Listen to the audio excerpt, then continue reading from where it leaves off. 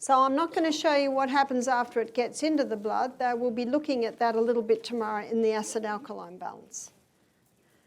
So let's begin with the mouth.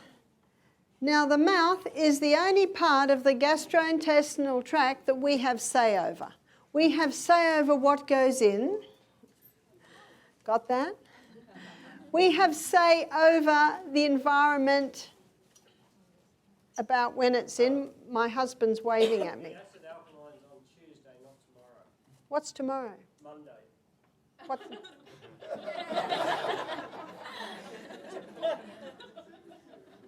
I know, tomorrow is heart health and diabetes. Thank you, husband. He's very faithful to give me the right information. On Tuesday night, I'll be looking at acid alkaline and then the mind. Interesting, the gastrointestinal tract. Did you know that it's not part of you or me? Anything that goes in there is not part of you or me until it gets broken down to tiny little substances absorbed through the gut wall and into the blood. Then it becomes part of you and me. And the Bible says the life of the flesh is in the blood. And one writer called the blood the river of life. So let's begin by looking at the mouth. So we have say over what goes in. We have say over when it goes in, whether it's every hour or whether it's just at meal times. We have say over how long it stays in the mouth. And you know that the teeth are there for a purpose. What is it? Actually, no. Chew, chew, chew, chew. Chew, chew, chew, chew, chew, chew, chew. And we also have say over the environment that we are in when the food goes in.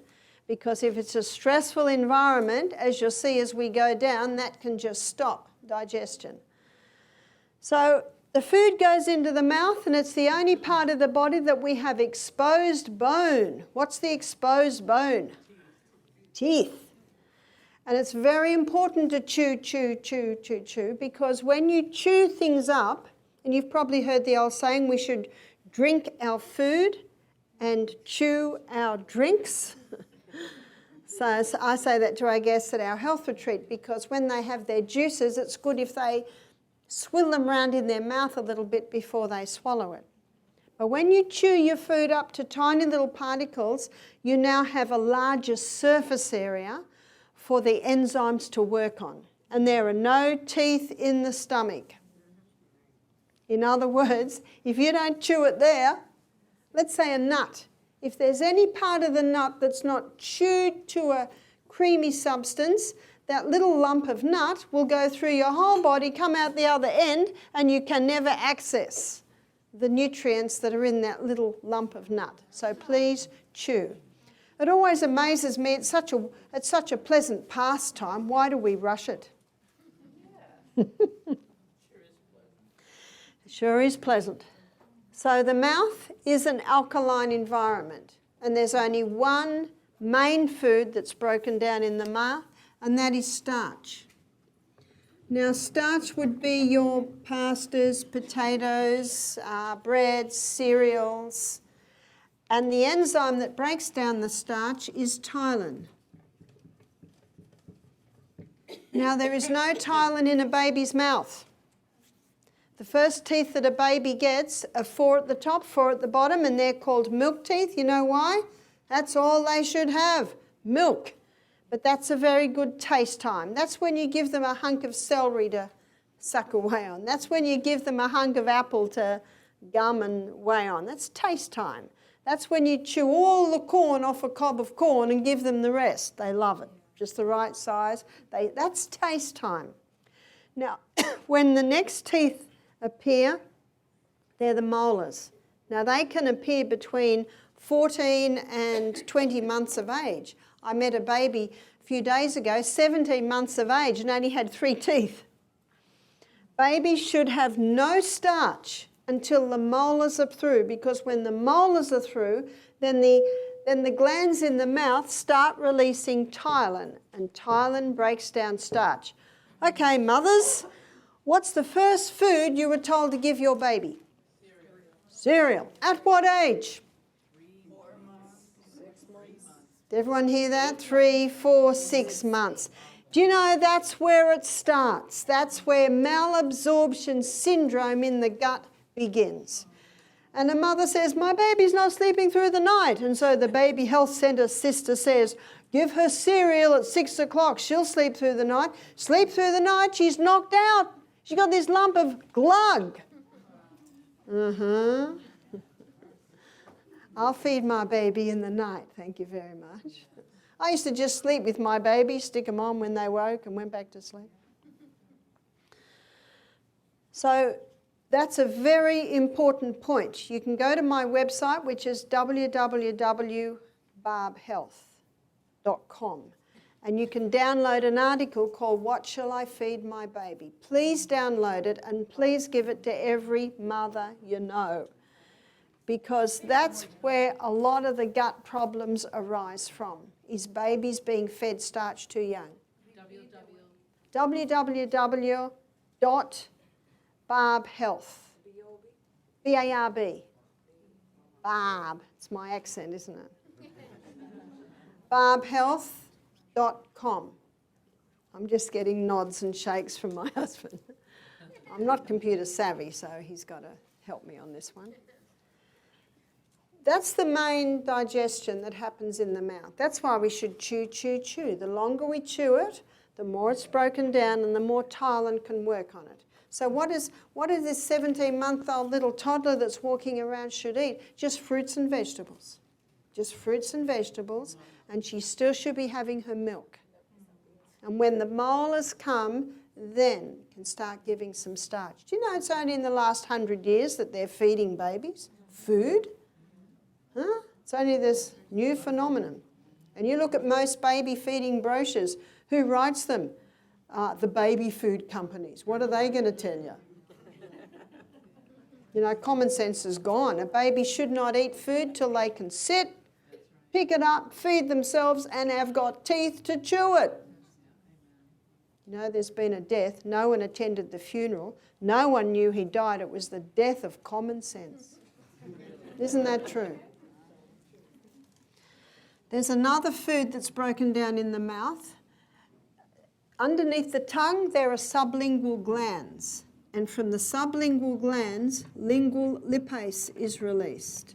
And lingual lipase is the enzyme that breaks down short and medium chain fatty acids, which are found in your saturated fats. And the best saturated fat that we can eat is the coconut.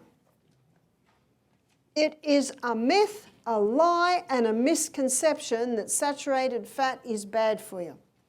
Do you know some of the researchers that are showing the wonders of the coconut oil, the wonders of saturated fat, they've come to the conclusion it's going to take a whole nother generation to get people out of this fat phobia mentality. Isn't that incredible?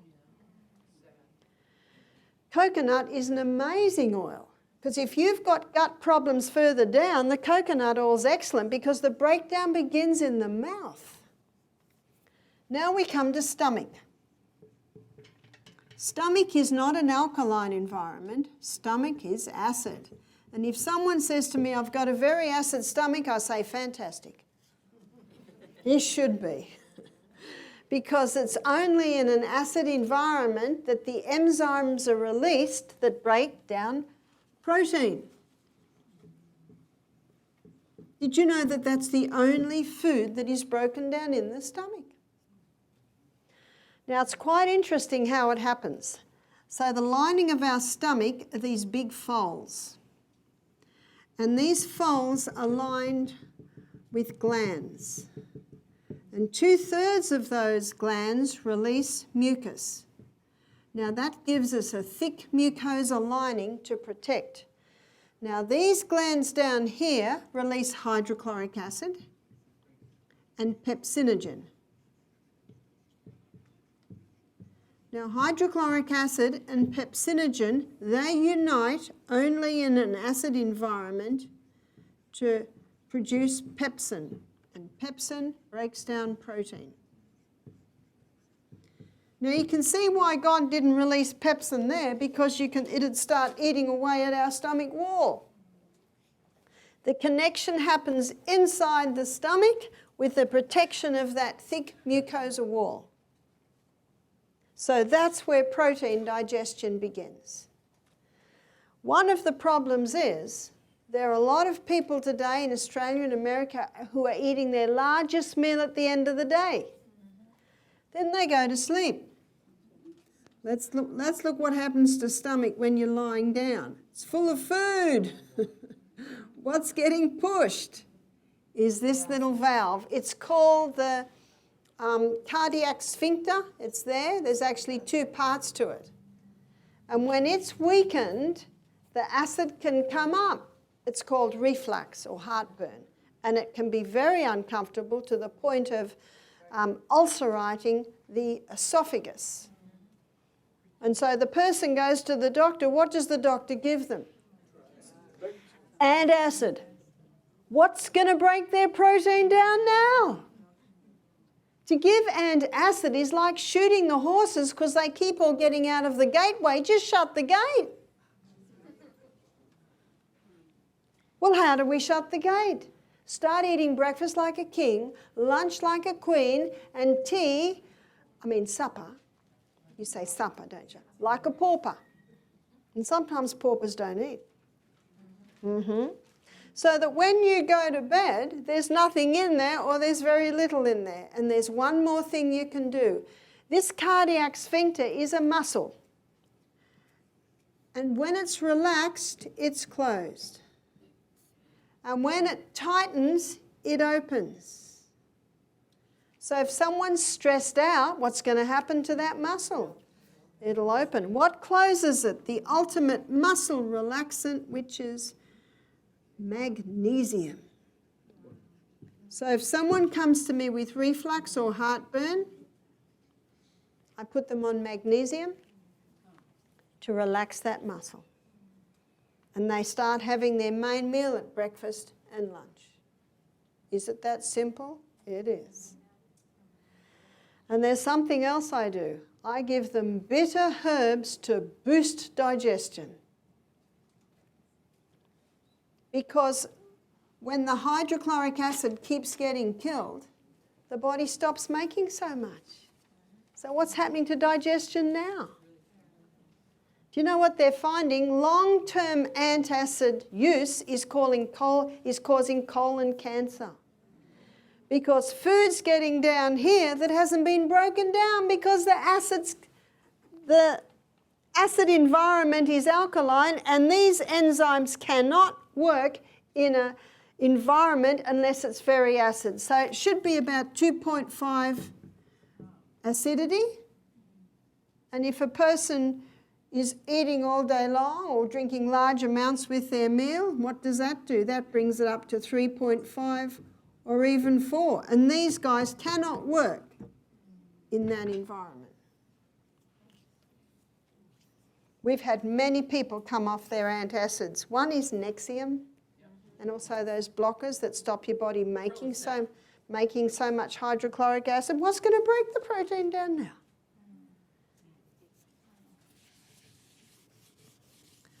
So how can we boost hydrochloric acid? How can we boost those enzymes? Well, one way to boost them is to have a break between meals. Digestion takes, and there's much research that supports this, 3 to 4 hours. And then your stomach loves a rest of 1 hour. So what's that? That's 5 to 6 hours between meals. And that's what Michael and I, we have both done it for about 30 years now. We raised our children like that. And there's only one way you can do that, and that is to have a high fibre diet. And tomorrow night when I look at diabetes, I'll be defining the diet. So what's high fibre? Vegetables. Vegetables are your highest fibre. Generous amounts of protein. What's your protein? Chickpeas, lima beans, you call them garbanzos, yeah? Black-eyed beans, soy. Soy's okay as long as it's organic. Nuts and seeds. We should be having a handful of nuts every meal. Nuts are high in vitamin B, excellent form of protein, excellent form of very usable fats. And healthy fats. What are your healthy fats? That's all your nuts, your seeds, your avocados, your coconuts, and olive oil and coconut oil. I'm not going to be defining fats in a lecture this week, but you can go to my YouTube, and also I've got my DVDs up the back, and there's a lecture on fats where I show you the structure of them, the history of them, as proof that they're excellent fats. You see, the membrane around every cell in the body is 50% fat. We can't access our fat-soluble vitamins unless we are eating it with fat. I don't suggest a cup of olive oil a day. Concentrated food, just a little. And doesn't it make food taste nice? Yeah, our palate tells us. So these are the 3 food groups that keep the food in the stomach longer. These are the 3 food groups that will allow you to go that distance between meals.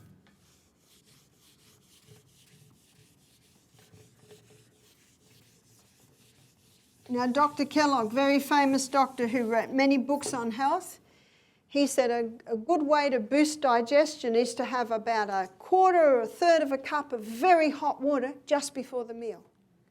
The hot water hitting the stomach stimulates the release of your digestive enzymes. Also, you can do some bitter tea. So instead of just hot water, you can make it a bitter tea. Now, we have a tea we call digestive tea. It's affectionately called Dig tea. And it is 1 part licorice. It's 1 part dandelion. And it's 1 part gentian. Gentian is a very bitter herb, and it's the bitter herbs that stimulate those juices. And it's half a part of a herb that's called king of tonics to all mucous membranes. I've already mentioned it, golden seal. Now what you do is you get all those herbs, you mix them together in a jar, and then you do 1 teaspoon of the herbs and 1 teaspoon of fresh ginger, which is a sweet bitter.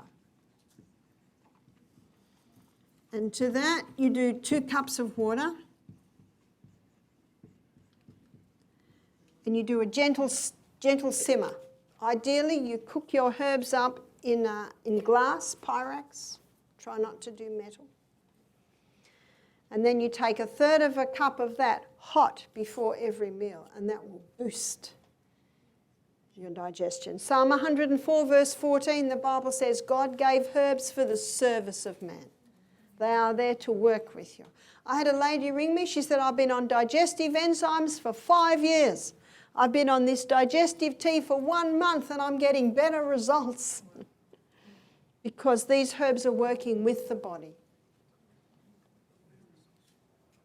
And those herbs restore, revive, regenerate gut function. And many people who have reflux have it because they're not digesting their food properly. And it starts to ferment, and the gases come up, and then they're given what? An acid. Whoa! Like shooting all the horses. Just shut the gate.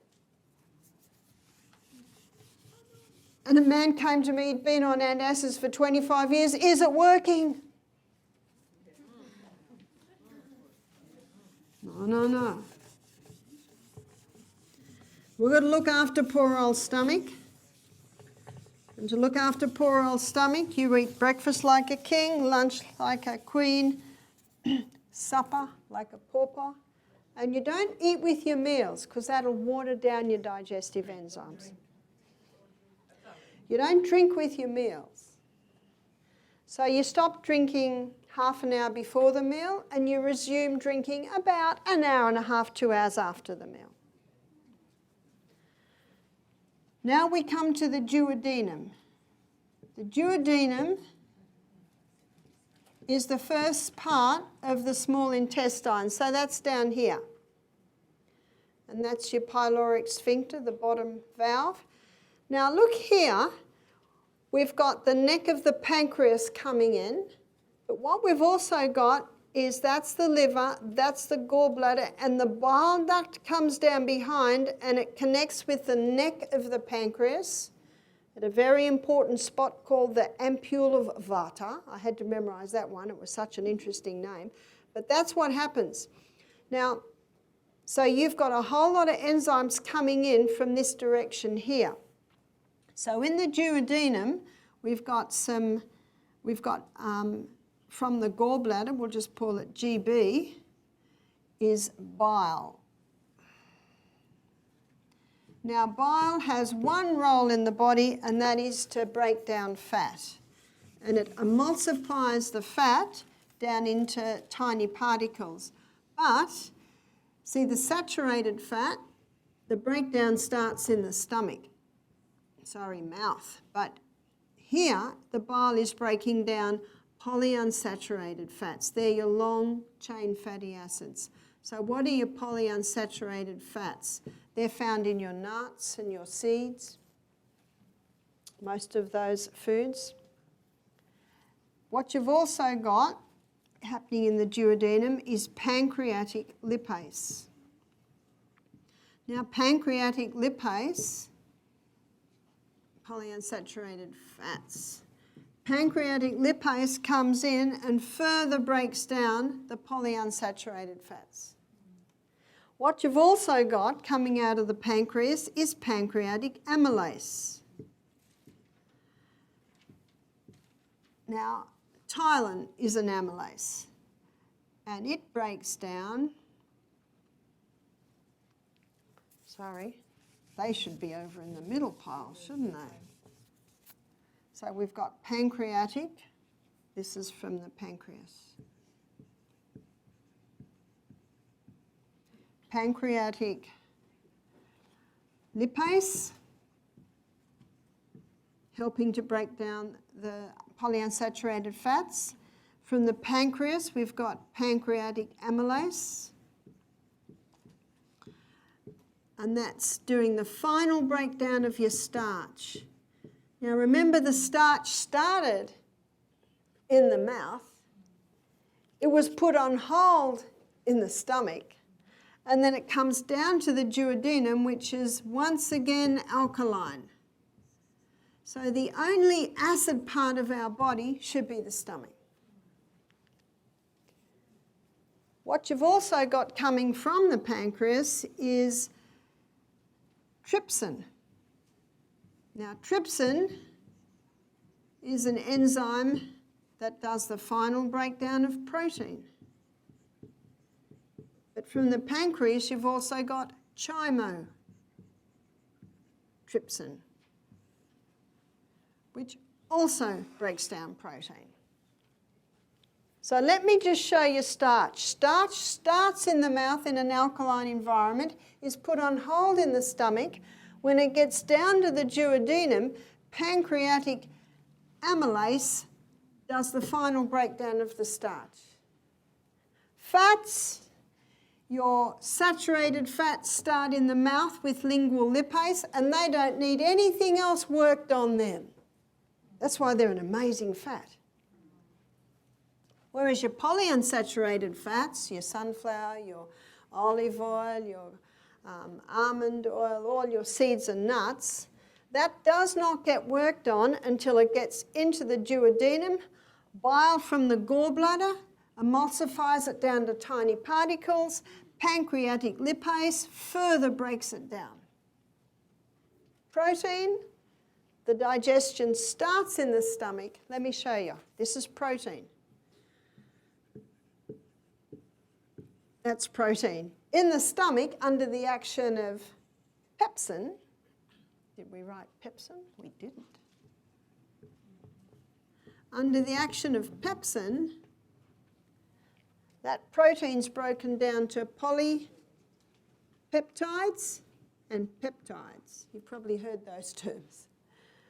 And then it comes down to the duodenum, and trypsin and chymotrypsin break the polypeptides down to an amino acid and peptide, the peptides down to amino acids, and then further down to the peptide to amino acids. And it's only as the singular structure that it can be absorbed into the blood. So even though they're long names, once you break down the meaning of those words, it's actually not that hard. So you can see that by the time we get down to the first part of the small intestine, most of the breakdown has happened or should have happened. But can you see if a person's having antacids, then the protein doesn't get broken down to polypeptides and peptides. And all trypsin and chymotrypsin can often do is bring it down to polypeptides and peptides. It can't even bring it down to amino acids. And so the protein, which should have been already absorbed before it gets to the large part of the small intestine, is getting down to the large intestine. Bacteria has to be produced to try and cope with it by the time it gets out of your body, and that can create a lot of bad wind. You've heard of bad wind? Flatulence?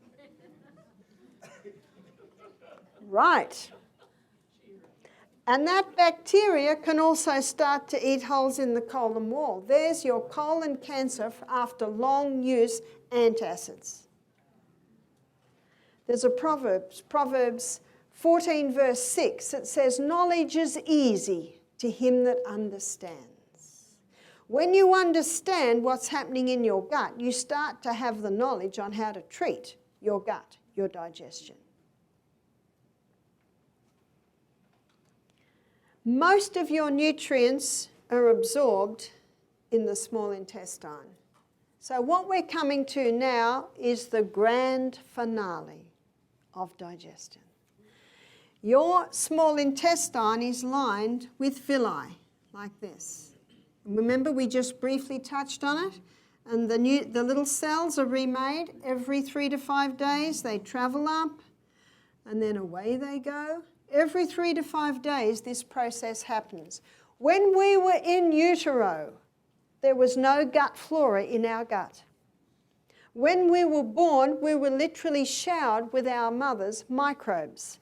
Now, last year in Australia, they did a show called The Gut Reaction, and they had a obstetrician on there, and he said, I always thought God made a mistake putting the birth canal and the anus so close.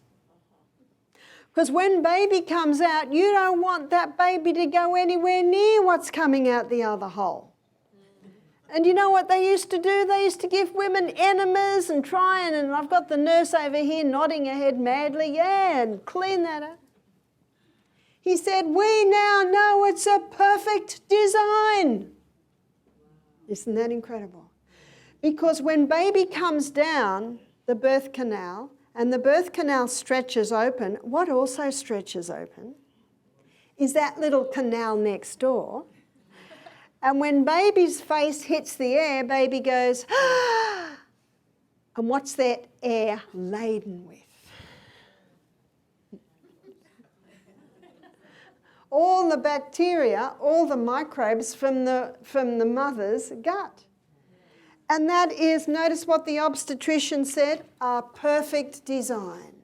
Because as that baby breathes in the microbes, those microbes line the gut like a thick turf wall. And the microbes in the gut are where the grand finale of digestion happens. And did you know that for the first 3 days, Our Lady's breasts just releases a thick, creamy substance called colostrum? It's got microbes in it, and you probably know it's a very important part of building up baby's immune system. Do you know why our immune system is built on the microbes? Huh?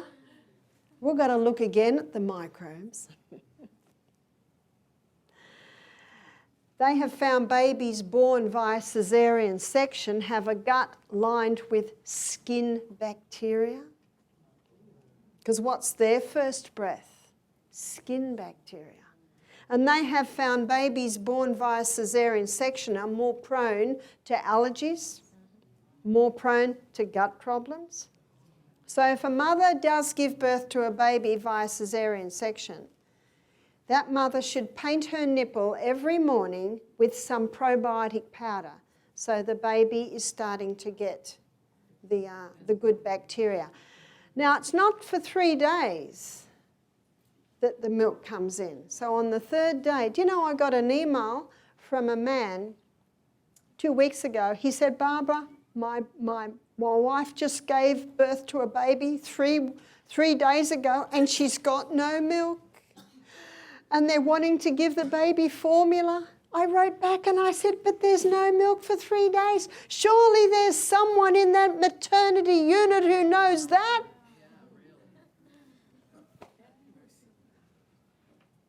Have mercy.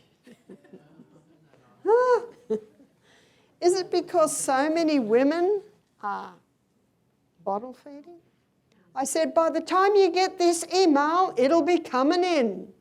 He wrote back the next night, he said, it's in. It's in. That's all that little immature gut can handle in those first 3 days is that colostrum. Very important. In fact, if a calf doesn't get the first 3 days of its mother's colostrum, that's a very weakly calf. And the farmer knows. He tries to get that calf on very early because he knows the importance of that colostrum. Now, what are these guts? What are these microbes lining the gut? What's their role? They are vital for the final breakdown. The final breakdown of our food. They are responsible for the absorption of our food. Remember what I said? Grand finale. They are responsible for protection.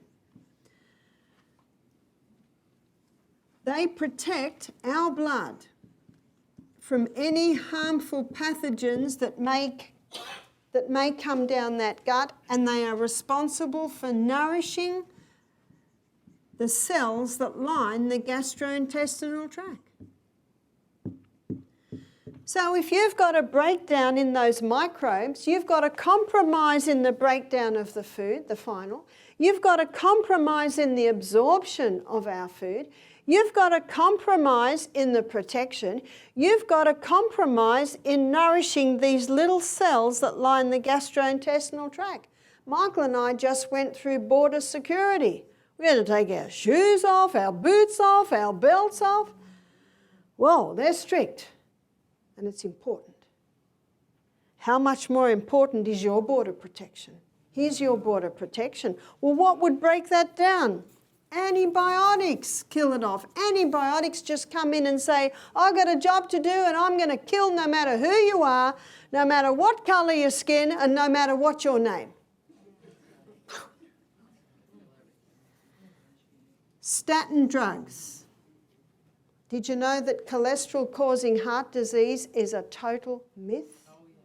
And I'm going to show you tomorrow night. And I've got quite a few important cardiologists to back me up. They won't be here in person, but I'll give you their names. From Russia, from Sweden, from Australia, from Britain, from America. Cardiologists showing that cholesterol does not cause heart disease. And those cholesterol-lowering medications can knock off the flora. Cortisone, all your prednisones, pain-killing drugs, contraceptive pill.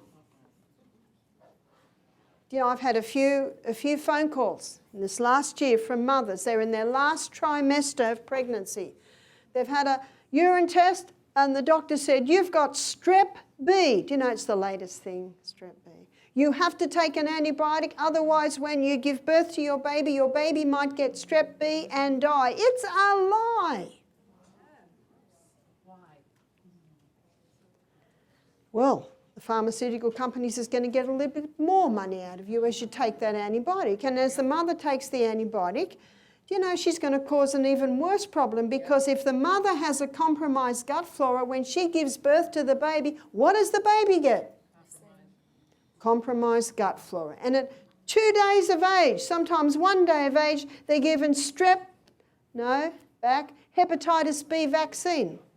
What's the hepatitis B vaccine for? For drug addicts and prostitutes. One doctor said, I'm not going to vaccinate my baby because my newborn baby is not a drug addict or a prostitute.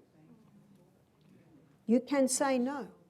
We just had a lady come and her grandson was given the Hep B. For the first 6 months of that baby's life, he had to be fed with an IG tube. Perfect at birth. After the vaccine, then the swallowing action was lost. When that vaccine came in, a further blow. And then the mother can't feed, so she gives altered cow's milk, warmed up in a microwave in a plastic bottle. It's painful, isn't it? And the baby cries a lot. And the ad on the television says, baby Panadol's all right. Further blow.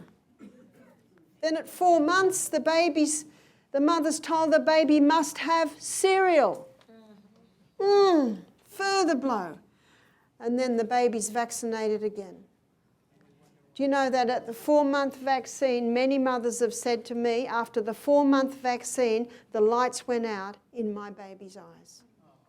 Just tragic. 1 baby dies every 3 years from whooping cough. Hundreds die every year from the vaccine. You will never read that. Scary, isn't it? So you can see what's happening to our poor gut flora. Let me show you more. The wheat in America and Australia today has been hybridised. It was hybridised in the 50s, went worldwide in the 70s. So by the 1990s, every pretzel, every bread, every cereal, every pasta, every donut, you call them cookies, we call them biscuits, hybridised wheat. When that hybridised wheat breaks down in the gut, it breaks down to morphine. What's morphine? It's an opiate derivative. And it looks like this. This is just for purposes of illustration. Glutamorphine. Now this cell here, remade every 3 to 5 days, is a very unhappy cell. No gut flora. This cell here is a very happy cell because he's got gut flora. When glutamorphine comes through here, that very happy cell has the ability to knock off the morphine so only gluto gets through.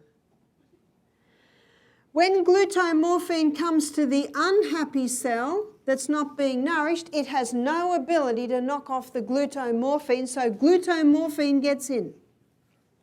Dr. David Pertmuller, a neuroscience scientist who wrote Grain Brain, he shows, he's got a few examples from different psychiatrists.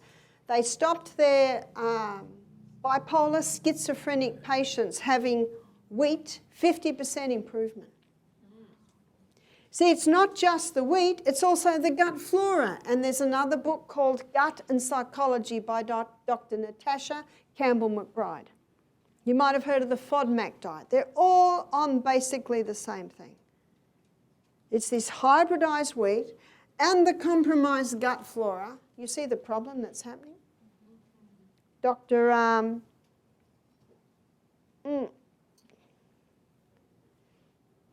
Guy, he was a British gastroenterologist, and he found a lot of the children coming to him with gut problems were also autistic.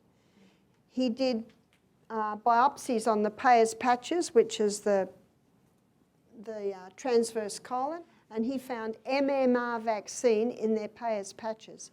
He wrote an article in The Lancet with a slight implication to, is it the gut, the autism, and the MMR vaccine? The pharmaceutical company did a witch hunt on him, Dr. Andrew Wakefield. Lost his credentials, lost his job, had to leave the country. Can you believe it? He's written a book called Callous Disregard. That's the name of his book, because of the callous disregard on medicine, not to acknowledge what... it wasn't just him, he was the head of a whole team of pathologists. Just tragic. What are they scared of? Yeah, I'm afraid that's it. So how can we heal that gut?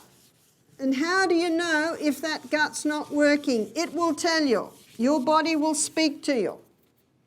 And irritable bowel syndrome, gastritis, Crohn's disease, they are all colitis. It's all that gut lining is raw and not working. And there's a very simple remedy. Do you know why it's so simple? Because the cells that line the gut are remade every 3 to 5 days.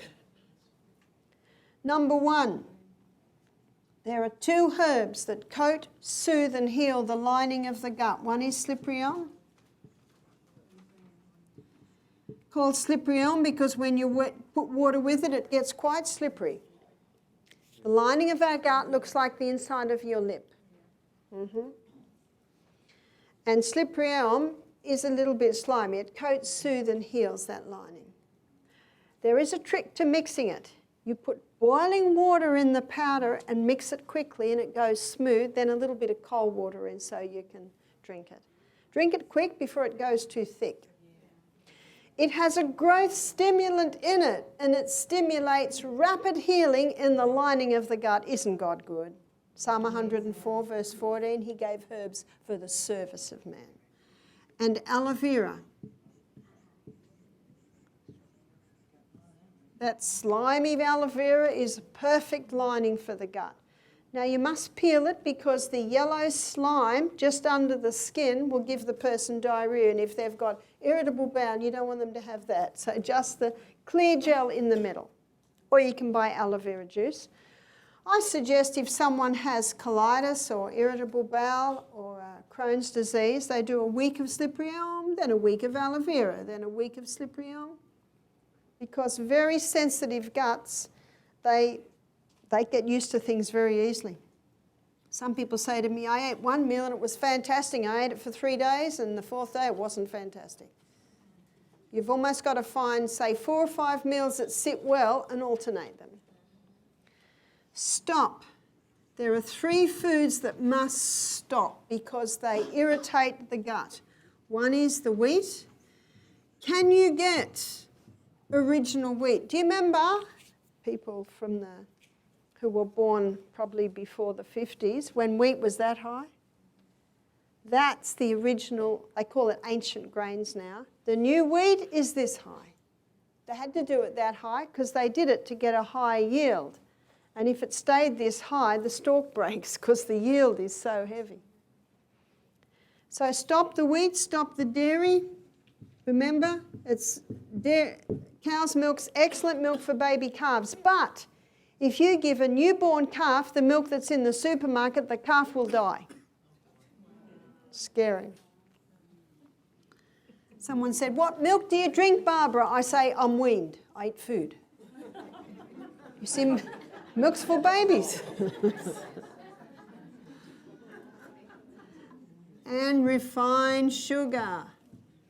See, one of the problems is we've got an imbalance in the microbes.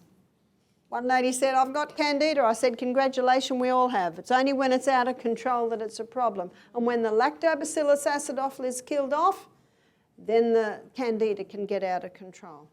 And this will feed it. Number 3, flood the gastrointestinal tract with the good guys, the probiotics. Bring back the balance. Let me give you a story of a lady that came to a lecture I gave on the gut when I was in New Zealand, say 6 months ago, on irritable bowel. She heard this lecture. She came up to me afterwards. She said, I've had irritable bowel syndrome for 40 years. She said, I still have pain and cramping. I'm still bleeding from the bowel. On medication, did you hear that? Going 8 times a day to the toilet. You know, 3 intakes should equal 3 evacuations. She said, what you've told me tonight, I have never heard. She went home and she immediately implemented that. Thursday night she came up to me with a smile. She said, the bleeding has stopped. I have no more cramps in my stomach, and I'm going 4 times. Do you know, by Saturday she was going 3 times. Your body will talk to you. If it's working, it'll tell you. If it's not working, it'll tell you.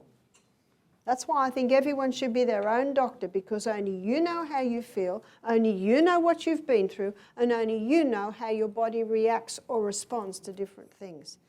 How quickly she responded. She's not better yet. She's not healed, but she's on the road. On the road.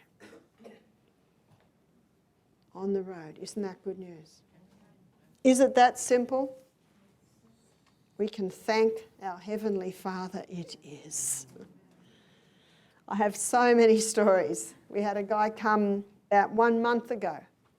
He was on anti-inflammatories, cortisone, had been for many years. On his morning walk, he walked by the beach because he knew there were lots of toilets along the beach. Because he'd have to go 3 times just on his morning walk. And his favourite food was bread every meal. Loved cheese. Cheese is very nasty on the gut. And he had a couple of scotches every night. And a couple of coffees in the day. And when he heard this, he went, whoa. I was giving him slippery elm 3 times a day, morning, noon, evening, and just before bed. By the 3rd morning, he could go on the morning walk without having to find the bathroom. So by Wednesday, he decided to stop his medication. Good place to do it at the health retreat. We're watching you. Nothing happened. We don't serve any wheat, dairy or refined sugar at our health retreat. He was a bit cautious at first. He only came to our health retreat because his wife wanted to come. By the end of the week, he said to me, I'm excited. He said, 2 weeks before I came to you, I went to the doctor for a checkup, and the doctor said, we cannot help you anymore. He was on all that medication and he still wasn't getting the results. He said, you know what's incredible by the end of the week? He said, I had this constant pain that I'd almost just learnt to live with. He said, it's gone. Now, it was a bit hard when he first heard it because he loved his bread and he loved his scotch every night. But by the end of the week, because he was getting such amazing responses, he was happy to stop the scotch and to stop the bread. Isn't that good news? What if you've got the other problem and you can't go? That's another problem. Constipation, it's called. Did you hear what I said a few minutes ago? Dr. Kellogg said 3 intakes of food a day should equal 3 evacuations a day. Now before I go to the large colon, let me just talk about the appendix. Did you know that God didn't make a mistake? He never does. The appendix has 2 main functions. One, it is called the colon's oil can. Because what it does, it lubricates what comes into here to help it move through. And it also releases antibacterial fluid. Because with some people, especially people on a high meat, high sugar diet, we've got putrefaction as it comes out here, and it's pretty toxic. You see, a dog can eat meat because it's in and out 6-foot tract. We've got an 8-metre long tract. So this appendix, when it's pretty toxic what's coming out of here, it releases antibacterial fluid to try and calm it down as it moves through your body. Meat is very dangerous for this gut because it has no fibre, and it can get caught up in here, up in here, up in here, and it can start to rot. You know, countries in this world that have always been vegetarian never heard of colon cancer. They start to eat meat, refined sugar, all the refined grains, and their incidence of colon cancer comes immediately up to the industrialised nations. One of the main functions of the colon is to take water out so stools are formed, so it can be passed with ease. If someone is dehydrated, more water gets taken out than should be taken out. What are we left with? Rabbit pellets, cement. Now I want to tell you something about an interesting little muscle called puborectalis. And we've all got puborectalis. And puborectalis is a little muscle that holds this part up. It's like a little, so we'll rub that out. Can you see what it does? And we're very glad for puborectalis, because if it wasn't for puborectalis, we would be more prone to actually release what's in there if we laughed or coughed. Got that? Now, puborectalis, it's just holding that area up. And when we sit to go to the bathroom, puborectalis continues its hold. But when we squat, okay, to go to the bathroom, like they do in many primitive countries, puborectalis releases. And instead of being held up, it goes like this. Can you see how it opens that? Now I've got some good news. You don't have to go out to the backyard and squat under a tree. You can buy Squatty Potty.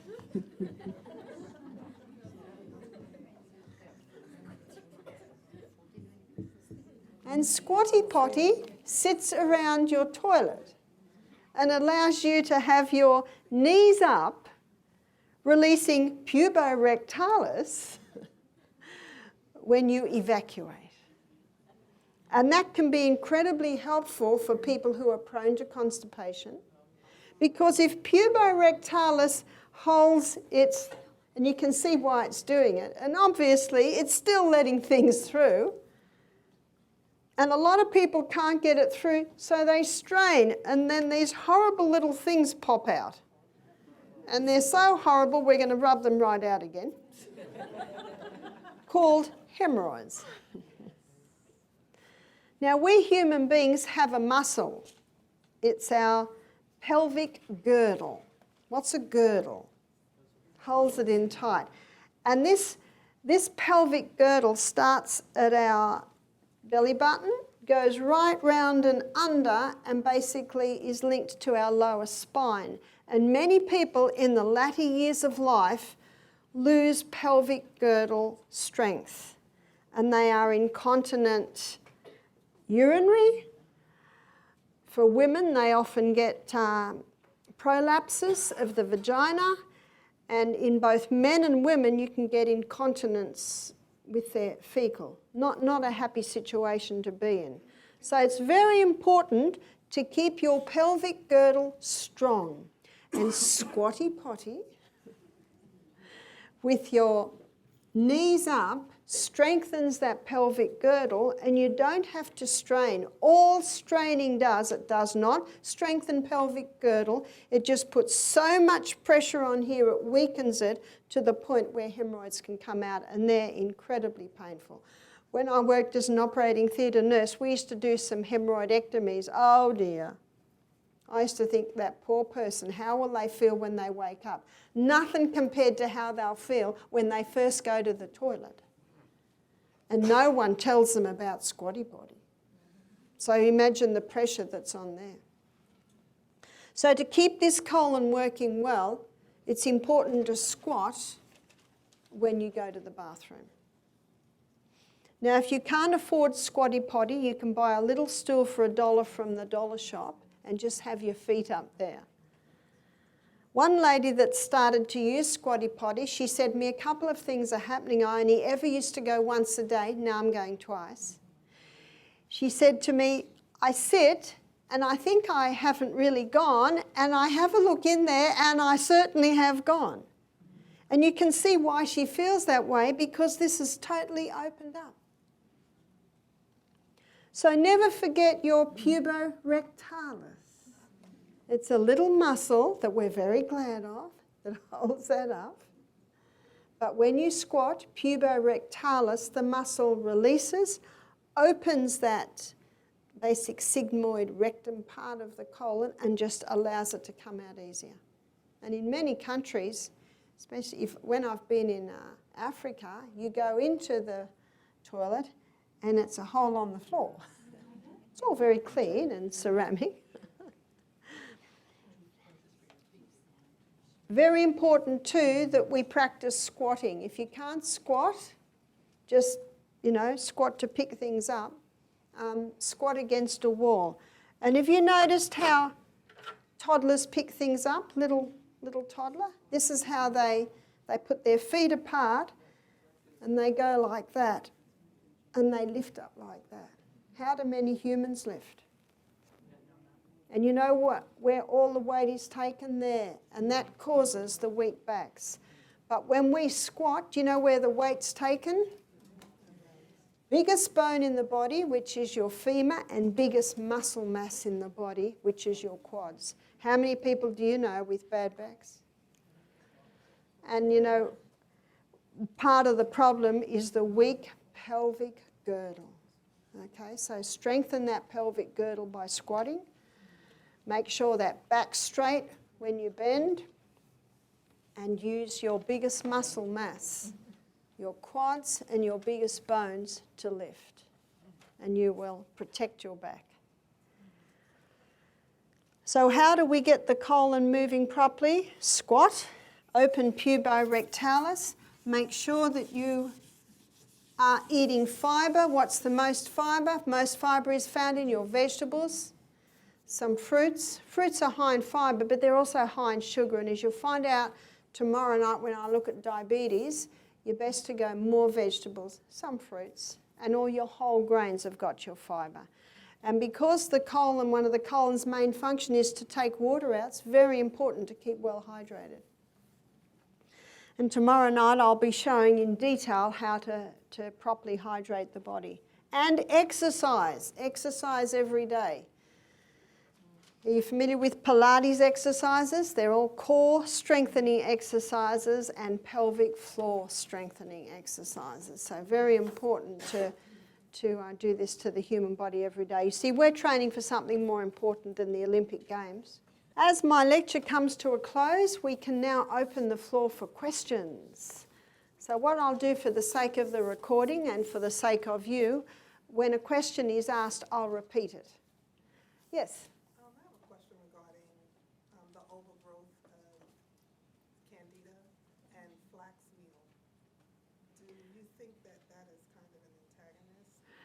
Okay, the question is, if there's an overgrowth of candida in the colon, does flax meal antagonise that? No, it does not at all. In fact, it can't, because when you think about it, it's mostly fed by sugar, and flax meal is very low sugar. But with flax meal, it must be freshly ground, because the omega-3s in the flax meal deteriorate within 1 hour of grinding. Now, if ever you get bloated when you have a food, what you look at is maybe it's the combination. So maybe when it's in combination with something else, and if it does bloat, you just don't have it. You can get omega-3 in walnuts, and you can get omega-3 in the chia seeds. Yes?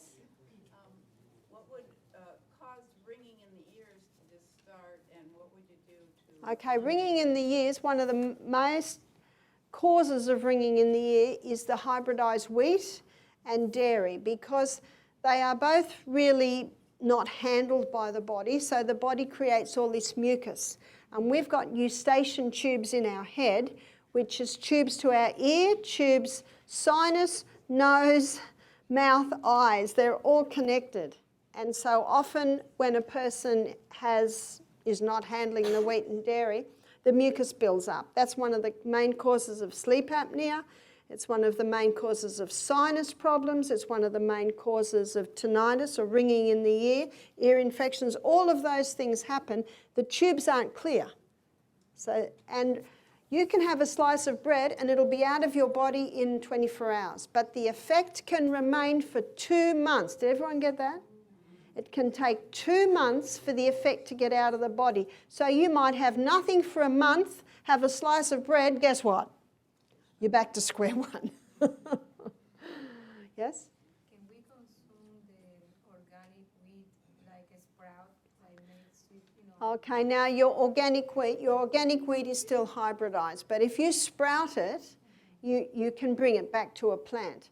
So the 2 dangers of organic wheat is the gluten structure, which I'll be showing you in detail on Tuesday night, and tomorrow night I'll be showing you what that hybridized wheat, the hybridization has done to the starch. So when you sprout it, you break down the sugars, the starches, and you break down the gluten. So if you've just bought a lot of wheat, you could sprout it. I put it in the food processor, and then I put it in the dehydrator, like crackers. Yep. It's really sweet. Yes, when you bring it back to a plant, you're actually breaking down the sugars, you're breaking down the starches. So sprouting it, and blending it, putting it in the dehydrator, yeah, that's what, if you've just bought wheat, that's what you do with it. There was a question, yeah? How would one compensate for the function of your appendix if you had an appendectomy? Appendix, yeah. Do you know the body's the most amazing organism in its ability to adapt and adjust? And so if you have had your appendix out, your body does compensate, but you would have to be particularly careful because most people that have had their appendix out are prone to constipation. So you just eat very, very well and your body does adapt, yes? Hi, could you talk a little bit more about the interaction of coconut oil and diabetics, specifically maybe type 1? Yeah. You talked about the ability to regulate Now, blood it has been said in some circles that the saturated fats are contributing to diabetes, and in some circles it has been said that the polyunsaturators. The only time polyunsaturated fat is a problem is if it's been exposed to heat, which like in your margarines have. So that's why you should not touch any oil unless it's cold-pressed olive oil, because it does have a double bond that can be destroyed. But the coconut, it does not affect diabetes. In fact, it can turn diabetes around. Now, Dr. Bruce Fife has written 5 books. His name's F-I-F-E. In fact, I just saw a 6th book the other day, which has recipes for using coconut flour instead of wheat flour. Is that the same for type 1, given there is a difference? There is a difference, but the same treatment can turn them around. And tomorrow night I'll be defining that in detail. And most people are unaware of how the hybridized wheat is one of the biggest contributing factors to diabetes we're seeing today. Have I answered enough? Yeah. Yes. In addition to what you described, as a some remedy you can recommend for alleviating abdominal pains, especially when the stress enhanced. Okay, so to alleviate abdominal pains, especially when stressed, my husband is very black and white. And whenever he gets a discomfort, he sits down and he assesses his last 24 hours. I think it's very simple, but it's a very good idea. So if the pain is there, you would assess what has happened. Is it something you've eaten? If you're very stressed, that stops your digestion somewhat. So if you're hungry and stressed, you're better to make a protein smoothie that's not going to take much digestion. Yeah? I had a question about the food allergies you mentioned as Yeah. a consequence of the C-section birth. Yeah. What besides probiotics can be done? So when a baby has had C-section, and what can they do when they have allergies? There's only 3 main allergens. and that is refined sugar, wheat and dairy. I've had people come to me and they've said, since I've stopped the wheat, dairy, refined sugar, I don't have a dust mite allergy anymore. I don't have a cat allergy anymore. I don't have a horse allergy anymore. These are different people with different allergies. So to repair the gut, it's basically what I just said there is the aloe vera or the slippery elm, stopping the foods that do it. Do you know, the day does come when the gut is strong enough and maybe the person can have a slice of wheat bread now and then, or go out to an Italian restaurant and have a... but until the healing happens, they don't. It's like the baby in the nursery. You don't subject the baby in the nursery to a whole lot of things that a 2-year-old would be subjected to. Until healing happens, you've got to be very strict. There was a question there, yeah? Why do we as American women have such a high rate of hypothyroidism? There is a reason for the hypothyroidism.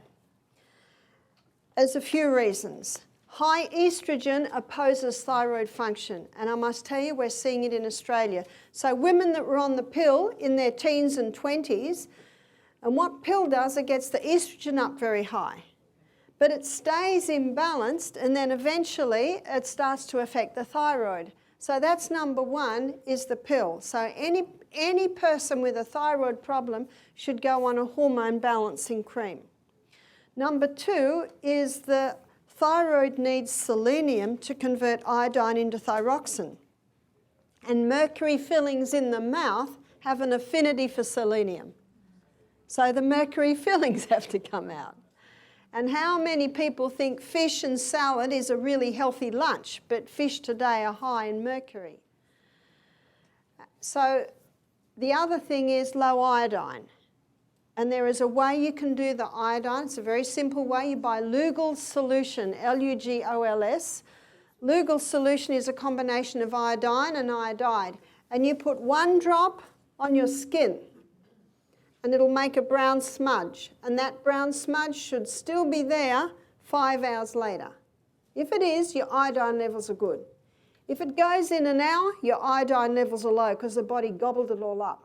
What's the remedy? Just put it there every day till it stays there. How simple is that? So can you see with thyroid, you've got to address mercury, you've got to address hormones, and you've also got to address the iodine. What cream would you suggest? Well, yeah, Anna's Wild Yam Cream. If you go to my website, you can, or not even my website, just do Barbara O'Neill Hormones and you'll get the hormone lecture. Anna's Wild Yam Cream. It's an Australian cream, but you can get it in America. And it stimulates the body to make more progesterone. And as the lecture shows, when you get the progesterone up, it'll get the estrogen down. Yes? I have a question about candida overgrowth. And dealing with the many symptoms of that, what would you recommend? Because I know that oil of oregano works, but it also kills off the good bacteria, and then apple cider vinegar is really strong. Okay, that's a good question. What do you do for candida overgrowth? I am not aware of oregano oil killing off good bacteria. That's what I was told by my doctor. Okay. Kill off the good bacteria. Did you ask him what antibiotics do? Now, in my book, I talk about the conquering the candida overgrowth. So basically, in my last lecture, you got to starve. So anything with yeast, anything with refined sugar, even fruit. I advocate just Granny Smith apples or grapefruit for a while. And alternate the herbs. You might do grapefruit seed extract 1 week. You might do oregano oil another week. You might do garlic another week.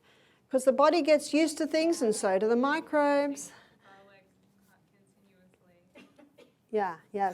So what it's good to do, don't do them all at once, then you've got no ammunition up your sleeve. You just alternate them.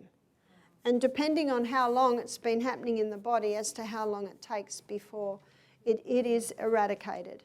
One lady said she got rid of it in 3 weeks. Another lady said it took her 18 months.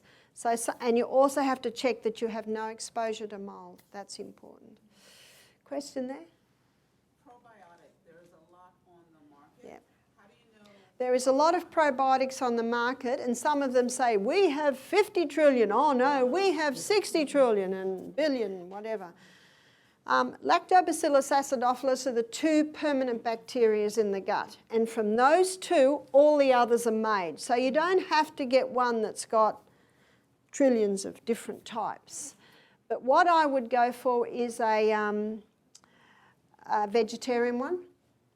Now we have one, and it's basically just Lactobacillus acidophilus bifidus bacterium, 5 billion acidophilus, 5 billion acidophilus, sorry, I did that one, and 5 billion bifidum in a quarter of a teaspoon. So it's a nice strong dose. So you really just have to, and I know you can't get that, but it's just an illustration of the one I use. It's from a vegetarian source.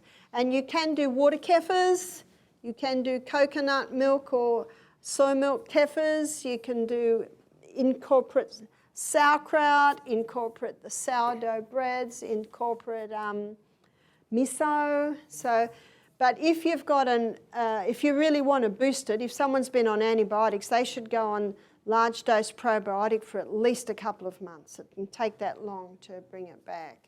Yes? How do you keep a C-section baby healthy? Ideally breastfed. Ideally the mother does not eat any wheat, dairy or refined sugar, and the mother puts a little bit of probiotic on her nipple. And when the baby has teeth and starts eating, make sure that cultured foods are incorporated in that. And the baby will go well. Yeah? How old's the baby? 7. Yep, you can do all that with the 7-year-old. They're eating a full thing. Yeah? You see, you don't have to buy baby one. You just do half dose of adult dose. That's fine. Yes? Barbara, I have a question. I have a thyroid issue, and everybody's been put on Synthroid. I'm up and down, so they never give me the right dosage. Yeah. Can I get off of the Synthroid and just go? I have seen people get off the medication, but it's important first to implement everything I have advised. Now, if there's mercury fillings in the mouth, it's one thing them to get them out, but another thing to detox from the mercury. You call it cilantro. We call it fresh coriander, and chlorella, CHLORELLA. They're both metal chelators. So it's important to get everything in place before you consider stopping the medication. Yes? Yes, Barbara, I do, it has helped me, I don't know, I just say it for everybody. I do yogurt, and it's helping me with digestion a lot. Yeah, the yogurt is good, but if someone is looking at conquering candida or recovering from antibiotic, they really need to take the high dose. The cultured foods can maintain it, but initially you'll need a blast. I've got a lady up there, yeah? Yes. Can you address issues with sensitivity, numbness, pain in the fingertips and the palm of the hands? Sensitivity in fingertips and palm in the hand. I'd need to investigate to find out why these things are so. Sometimes that's a side effect of chemotherapy, and sometimes it can be spine. You'd have to investigate where it all started, but exercise is very, very important. And the other thing, the hands must be kept warm, and you can wrap the hands at night in a cloth that's had a little bit of oil put on it, lots of cayenne pepper, wrap the cloth up. And then, you know, plastic, then bandage, and then that can really wake the nerves and the blood up. Yes? Yes, you mentioned dairy and you talked about milk and you talked about cheese. What about eggs? What about eggs? Do you know, I leave that up to the person. Some people have come to me and said, Barbara, we've got the healthiest chooks. We give them organic grain. We love our eggs. I say, eat eggs. I leave it to the person. Michael and I hardly ever eat an egg. In fact, someone gave us a dozen organic eggs and they just sat in the fridge for 6 months because we're not that keen. So it's something that I'll leave up to the person. But sometimes we have people come to our health retreat. We'll have a guy, I was going to say bloke, you don't call him bloke, a man. He's a bachelor. And when I say to him, organic eggs, he's greatly relieved because that's easy. So I really leave it up to the person. Yeah? What about lactose-free milk? What about lactose-free milk? I'm afraid I don't touch anything from the cow. That's for the cows. And again, we don't need milk because we've got teeth and we eat food. Yeah? Earlier in the lecture, you gave an illustration of a man or a woman that was saying, well, my father smoked cigars every day of his life until he was 92, and you pointed out it would be his children or his grandchildren that suffered.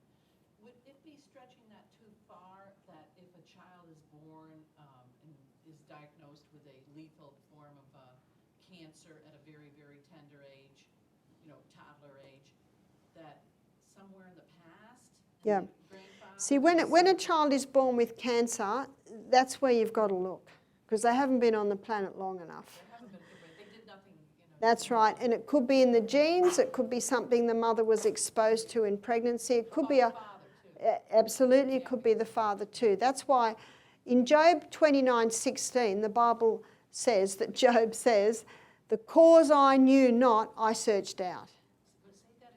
The cause I knew not, I searched out. In other words, we should all be private investigators searching out why these things are so. And that's why you see it familiar in families. That's right, that's right. There is a reason. I don't know the reason. You can hypothesize. Yeah? What about, is there a remedy for nail fungus? There is a remedy for nail fungus, and it's in the little green book up there called Self-Heal by Design, because the nails are an indication of what's happening inside. And what you can do is put 1 drop of grapefruit seed extract on the nails every night for a month, and then the next month put a drop of tea tree oil on, or soak the feet in sodium bicarbonate and water. So there's a few things that you can do. Yes? I wanted to know if you knew anything about an enzyme that they say are in the vaccines called manganese that prevents the body from utilizing vitamin D. If that's the case, how do you encourage your body to utilize vitamin D? Well, the best way to get vitamin D, and I'm not familiar with the enzyme you talked about that can stop the vitamin C being utilised. I guess you just give the body the right conditions and make sure you have enough sun. But before you go in the sun, you have to make sure you haven't just been in the shower and washed your body with soap, because the sun's rays connect with cholesterol just under the skin. So people who are on cholesterol-lowering medication are going to have trouble getting enough vitamin D. And after you've been in the sun, don't wash your body with soap. You've got to wait 2 hours. It takes 2 hours for the vitamin D to be... There's a question up there, yeah? I'm wondering, is it possible, or what steps you can take to get off high blood pressure medication? Because the doctors won't take you off. No, they're right. But tomorrow night, I'm going to target that in detail. So tomorrow night, I think I do diabetes and heart health. So I'll answer that question in detail tomorrow night. Yes? Do you find sauerkraut as comparable to the probiotics in the capsule? Sorry, say that again. Sauerkraut. Sauerkraut. Sorry. What does sauerkraut do? Do you find that comparable to the... Because I know No, sauerkraut can be a great way to maintain the gut flora, but if someone's been on antibiotics, they need more than sauerkraut. They need some high dose of probiotic. So probiotic can be used medicinally. I don't take probiotic every day, but if I had any of the conditions I explained, I might go on it for a month just to give that boost. Yes? What is your opinion of wheatgrass? What's my opinion of wheatgrass? You're eating the grass, so it's not the wheat.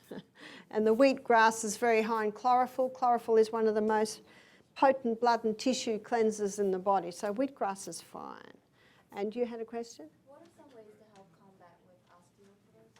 Osteoporosis. Osteoporosis should not be. And osteoporosis has a hormone factor.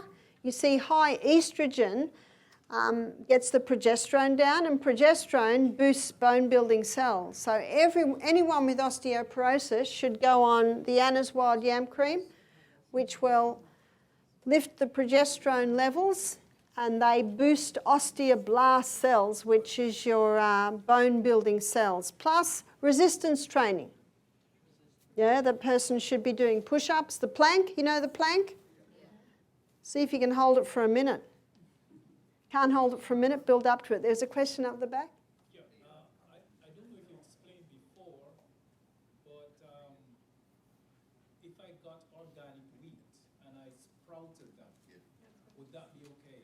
Yes, because the organic wheat sprouting breaks down the sugars, the starch, and one of the starches I'll show you tomorrow is one of the problems, and it also breaks down the gluten, and that's the other problem. So if you have just bought a big bag of organic wheat, and this lady here said that she sprouts it, blends it, pours it in the dehydrator to make crackers. Perfect.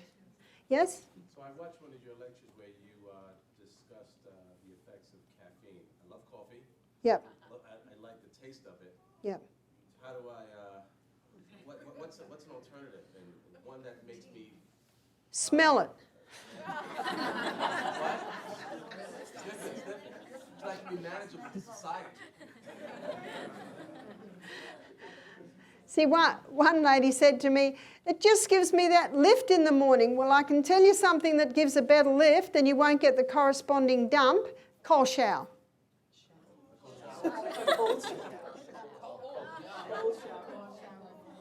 And your cold is very cold. Huh? Outside, fresh air, and as I show you tomorrow, a crystal of Celtic salt on the tongue and then a glass of water. And when I look at heart health tomorrow, I'll show you what that does to your energy levels. There was, yeah? Barbara, I heard that dandelion, the dandelion root, you bake it. There are some alternatives like roasted dandelion root, like we have a Cara Echo. There are quite a few, but they are not coffee. And they don't give the lift of coffee. But, you know, that's what I say. Why do you need a lift? Yeah? Cold sore. Cold sore. Yes, there is a way to conquer cold sores. There's an amino acid called lysine. And if you take that amino acid, it'll stop a cold sore developing. So in Australia, we've got a few health companies making things. In fact, a few of them sell a product called Lipsine. And it's basically just lysine. I don't know if anyone is familiar with that. My husband used to get cold sores all the time. I can't even remember the time he had a cold sore. And if he gets a little bit of a tingle, he just throws down on about 4 Lipsine tablets and it doesn't even develop. It's from the herpes virus. I've never had a cold sore. In fact, if Michael had one, he'd say, "Don't kiss me, I've got a cold sore." I said, "I'm going to kiss you because I won't get it." Yes, yeah? How do you know if you have enough probiotics in your system or if you need to get them? How do you know? Well, forgive me for talking about such things, but what you leave in the toilet should sink. If it floats, you need some more probiotic. Did everyone get that? Yeah?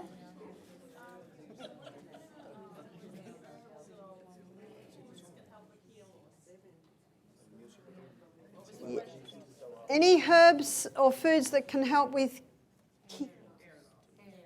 hair loss? Hair loss. Often it's a hormonal imbalance. So you've got to go on the Anna's Wild Yam Cream. Sometimes it can be low iron, and if there's low iron, there is a cure for low iron. It's boosting hydrochloric acid because iron is bound up with food and it needs acid to free it. So many people that are anemic, it's because of low hydrochloric acid. And I wrote down the recipe for the tea that boosts that. And you've got to exercise and get the blood to the brain and stand on your head. If you can't stand on your head, lay over the bed for a while, massage the head. Yes? Is the recipe for tea in the self-heal book? Yes. Yes? When it goes to a physician, we hope that they do an overhaul, kind of like a diagnostic check on our system, how it's running.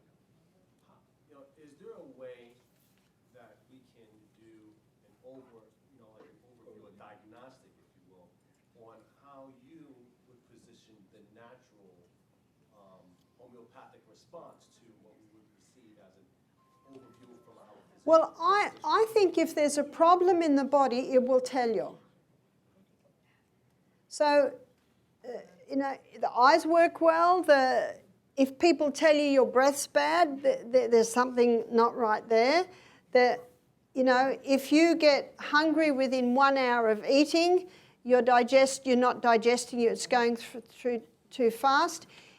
3 intakes of food a day should equal 3 evacuations that are sink.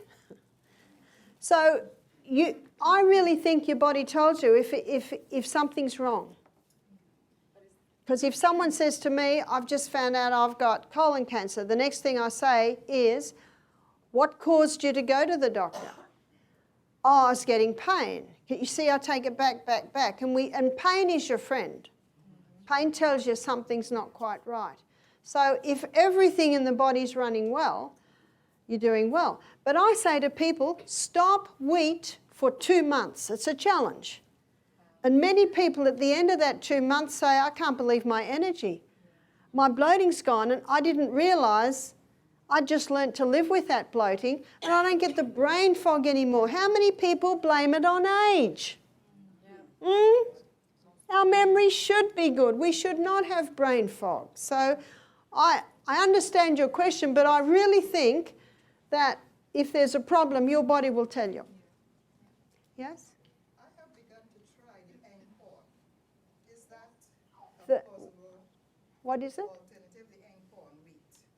Einkorn wheat, yeah. Your einkorn is your original wheat. And on Thursday, I'll be giving the story of the different wheats.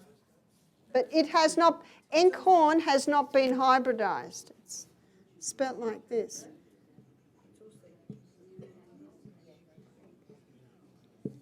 That's the original wheat, if you can get it. But there is some wild hybrids from that, and it's spelt. And kamut. Yeah, you can reverse osteoporosis. Don't take calcium supplements, whatever you do.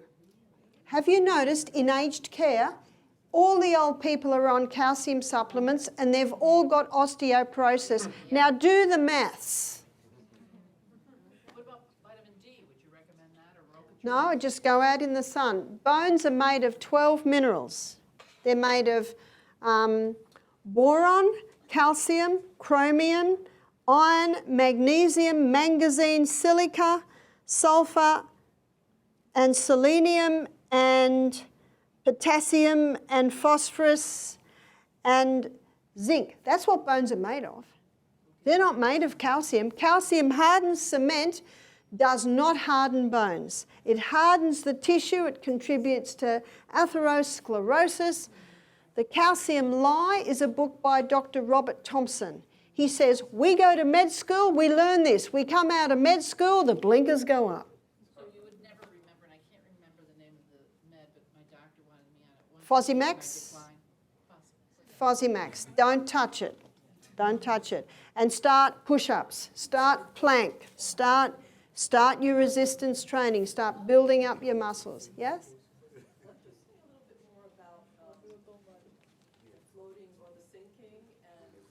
Okay, the floating or the sinking in the toilet.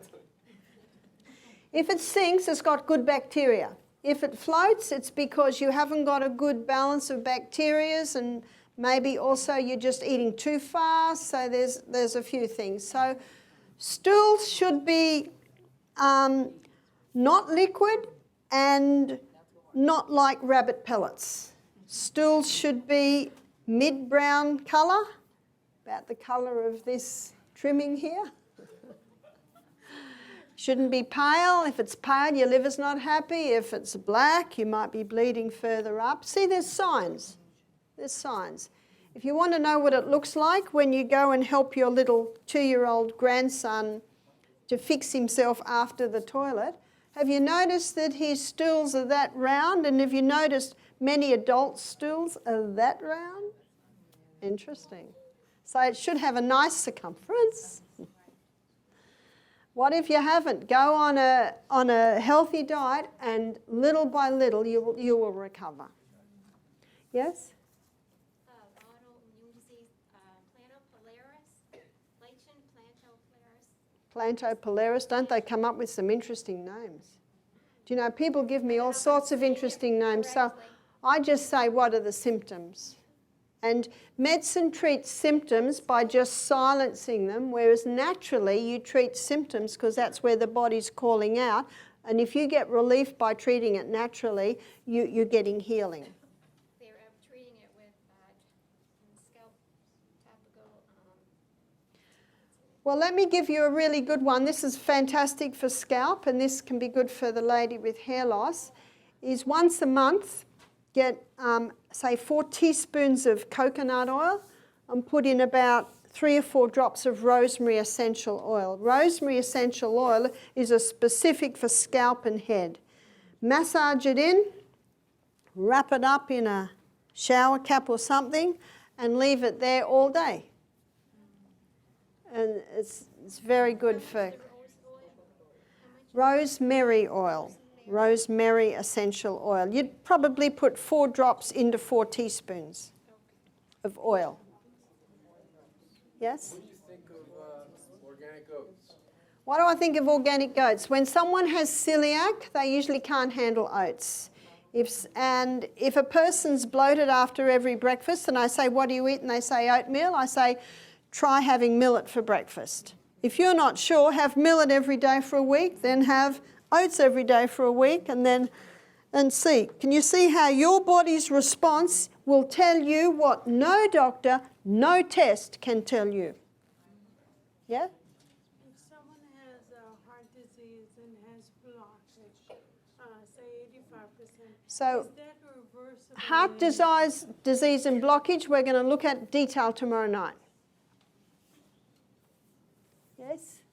I was just wondering, do you think that once one gains proper balance and condition in the body, is it possible, since we do remake our organs, can you regrow an organ? There's only one organ that totally regrows, and that's the liver.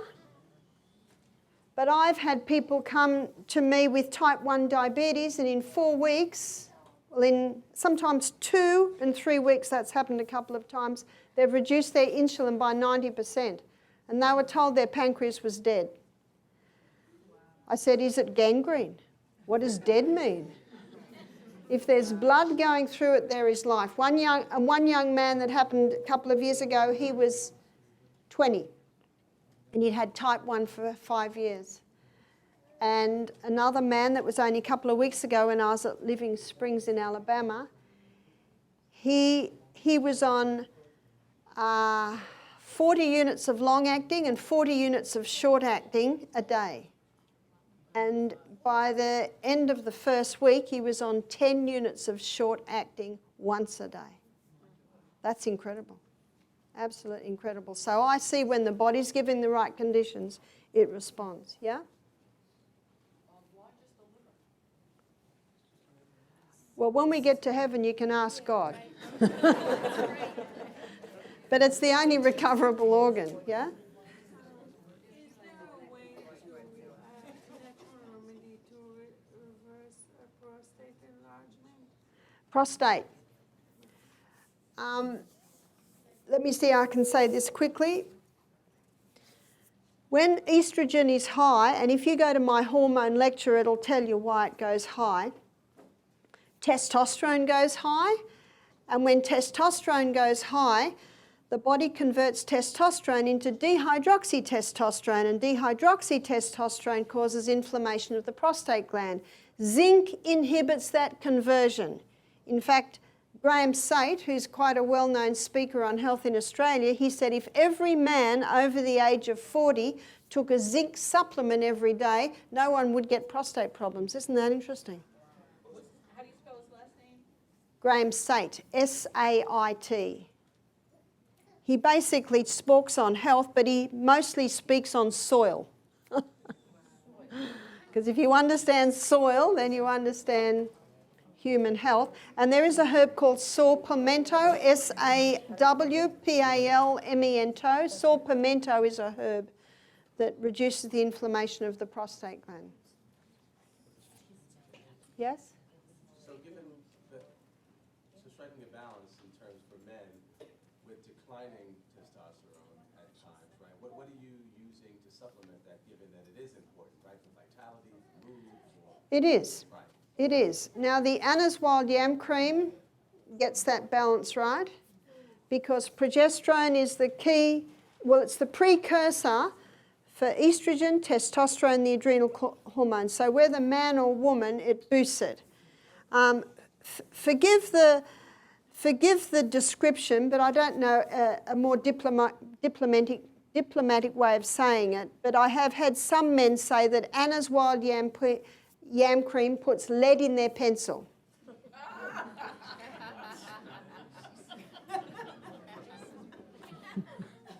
Have you got a better way of saying it? Yeah? For someone that has cancer that is highly estrogen receptive, one of the suggested things is to take IAs, basically inhibit the estrogen. Do you think there are other ways to deal with it? Yes, so the question is, if someone has a cancer that is estrogen receptive, see, estrogen is a cell proliferator. And in Australia, the Cancer Foundation have issued a warning that estrogen is a known human carcinogen. So it's very important to get this balance back. And so what they do in Australia is they give tamoxifen to a woman and tamoxifen blocks the estrogen receptor sites, but red clover can do that. Red clover. And the best way is to supplement it with high doses in a tablet form. But what the person also needs to do is to go on the Anna's Wild Yam Cream, which will boost progesterone and automatically bring estrogen back into a right balance. Yes? Someone, I know a young lady who was taking, she took some sort of birth control that stopped her period for like months, and now she's trying to conceive and she's having a problem. Yes, a woman's been on the pill for many years, and it's and when they put the patch in, you know, a woman cannot even have a period for a year, and then it's time to fall pregnant, and they have difficulty. So they need to go on the Anna's Wild Yam Cream to get the hormones balanced back. Now, the Anna's Wild Yam Cream is made in Australia, and Michael and I know that people that own it's not even a company, it's just this couple that make the cream. That's it. They're not a multinational. And she said to me, there are many babies now called Anna. Because of couples who couldn't have the cream. If you go and see my husband, Michael, he can give you our daughter's contact details. And I think that you can access on our website too, it tells her. But I want to thank you for sitting so long. I should let you go.